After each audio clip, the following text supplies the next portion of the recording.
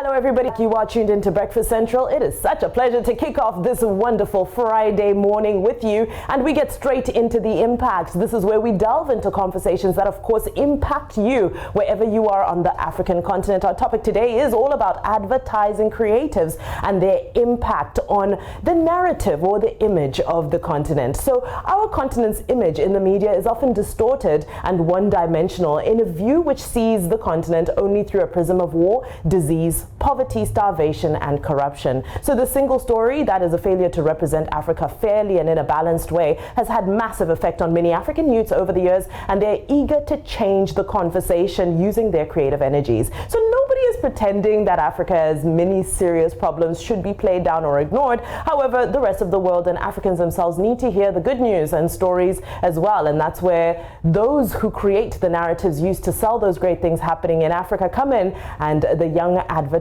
professionals are taking up this space. Now, these exceptional young innovators and disruptors in African marketing communications business today produce content for local and international clients using latest services such as user integration, user experience design, content creation and marketing, impact measurement, issue tracking, and online consumer promotions. A lot of technical terms that we hope to get into today. They've also excelled among other young advertising professionals who are breaking ground across Africa. Discussing this vibrant industry is Seyi Owolawi, who is an assistant creative director at DDB Advertising Agency right here in Lagos. He will share with us his creative process on how they translate briefs to execution. Good morning, bright and early start.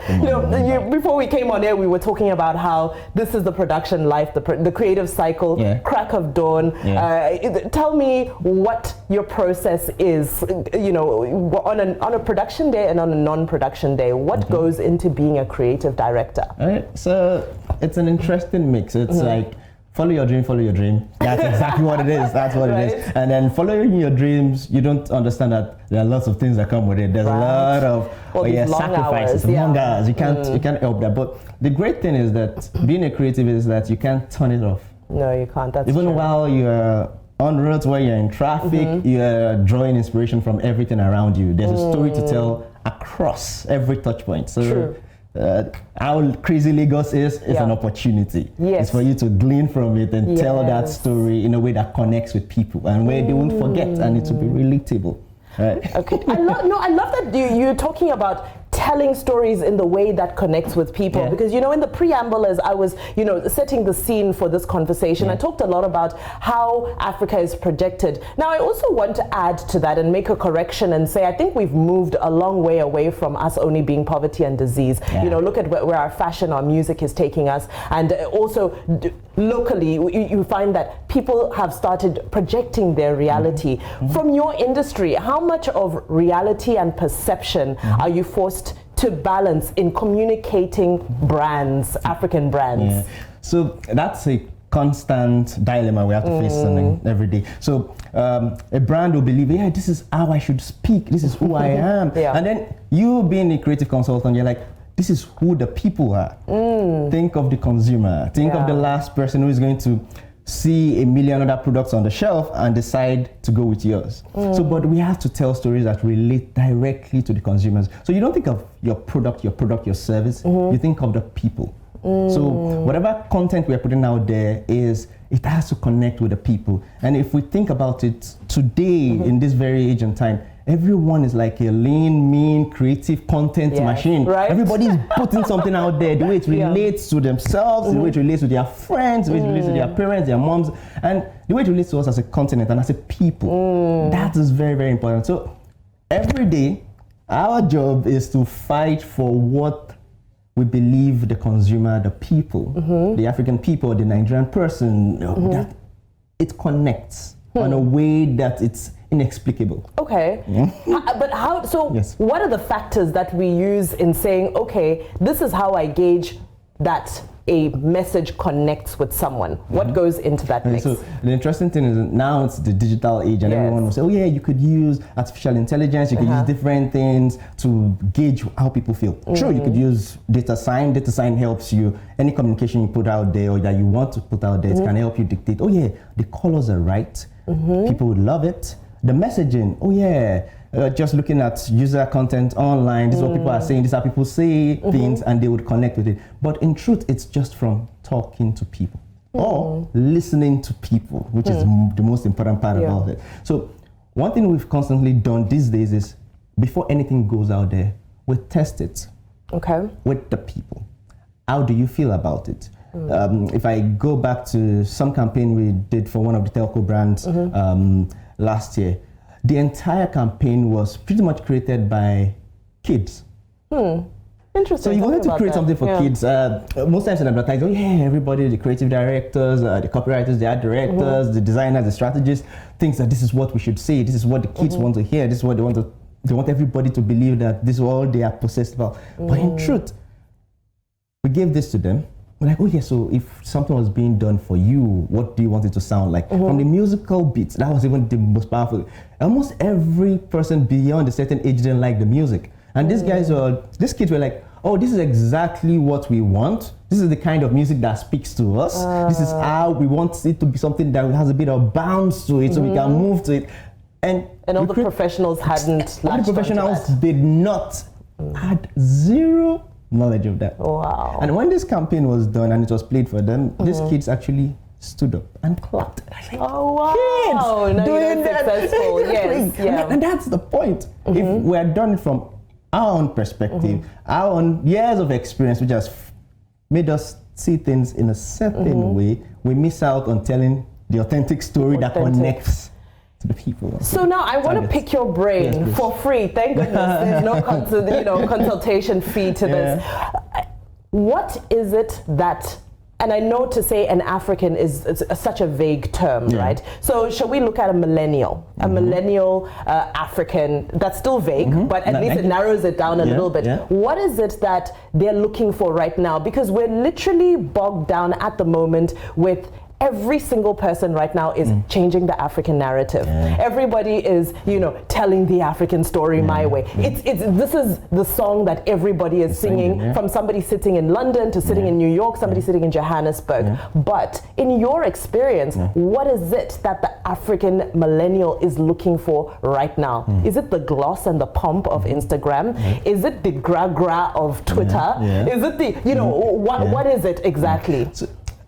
If I'm being honest, it's a mix. Okay. It's like there is constant need to, so we are made up of certain, so some days it is the glam and gloss, some other days it is the savagery of the Twitter land. But in truth, it's more of authenticity, if we speak it that way. Okay. It's the millennial, the millennial is still in constant search of who he or she really is and how everyone sees him or her. And the need to succeed, to do a little bit more. So aspiration is still... It's just that. Okay. It's very, very important. And that's some way where some brand managers get it right. They say, oh yeah, my product, my service has to be aspirational. That the bit of aspiration is still very, very important for us as a people. And that's why the four-letter word hope is it's so important. And because we believe we can push things, we can do better, we will do better. And that the need to always feel that void of, oh yeah, that little nudge, you can do better, you can. But most times now, we could get lost in the glam and gloss. Because aspiration has become so vague now. So everybody kind of lives on social media and refusing to understand the fact that although it works for lots of brands, that everybody is this way, but in truth, we still narrow down to authenticity. Who am I? Who am I really? Is this my story? Is this who I am? Does this come from what my grandmother, my grandfather, my mother would want to talk about, how they would want to reflect and talk about me, and the Nigeria they had, the Nigeria I have, but what have I done with the Nigeria I have, or the Africa I have right now? So that's powerful, and I love that you're asking. Okay, well, what we're asking these questions, this introspection. What have I done for the Nigeria I have, or the Africa I have? And in your work as a communications professional ultimately, or communication space, how much of a responsibility, I'll also call it a burden, do you feel you have in executing a brief for a client in a way that communicates with people? And then there's also that you know, feeling that actually we also ultimately want to start building a story that makes Africa look a certain way. Is this something you consider, or is just the client brief and making sure the product gets to the right person, you know, the be all and end all of the process? So interestingly enough, the client's brief is a madness we have to live with. Yes. But in truth, to find fulfillment in this job, because it's long hours, you need to find other things that matter a lot more. Right? So in the mindset of that, so as advertisers, what we constantly do, I was lucky enough to have lots of mentors, lots of people that I helped shape, aside focusing on what the client wants, but aside, what do you want as a young Nigerian? Okay, and what story do you want the world to see about you? Yes. So what almost all agencies or almost all creative organizations do these days is to make sure that there's an internship, a mentorship system in place that helps young people, even right from the second year in schools. They come into the organization, they have practical experience, but not practical experience that just focuses on just what the client wants. We make sure it is something they want to tell as a story. Oh, interesting. It's personal project. Okay. But I mean, that also makes business sense. Well, yeah, well, it makes sense also for the individual at the end of it, because it doesn't make sense for everyone to come into the building every day and just do what the business wants. True. What they want is also important. So if there's something we have a mantra at DDB, which is that unleashing the hidden potential within anyone and everyone. So it's not... And you're practicing it. It's not just, you know, words written on a profile. It's what you want as an individual, as a young person. What is it you're interested in?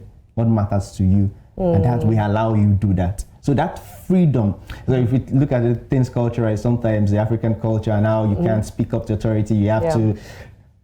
It's non-existent within creative organizations. It should be, and that's what everyone tries to practice, and that's what we practice. So giving people the liberty, the freedom to speak up how they feel, what they believe. Yes. It's very, very important. That's how we allow them, or we will constantly be there. Build from that place. Yes, Seyi Owolawi, this has been incredible. Thank you so much. I wish we had more time because you're so engaging and so informed. But I sure do hope that we can catch up with you again to have more conversations similar to this.